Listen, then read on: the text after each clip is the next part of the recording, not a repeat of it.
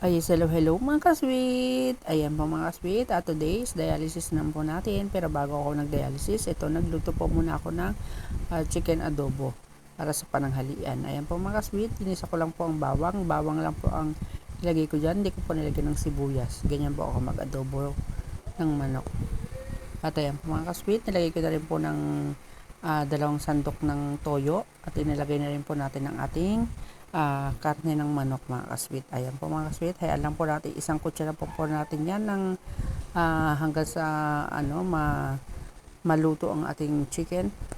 At ayan po mga kasweet, hayaan lang po natin siyang kumulo. At pag kumulo na po, ayan, nilagyan ko na rin po ang ng paminta yan. At saka nilagyan ko na rin po ayan ng kalahating sandok ng suka mga kasweet. At ayan po mga kasweet, nilagyan ko na rin po ng siling pansigang. Ayan mga kasweet, para medyo may sipa ang anghang mga kasweet. At ayan po mga kasweet, marapit na pong maluto yan kasi mabilis na naman po lumambot ang ating chicken.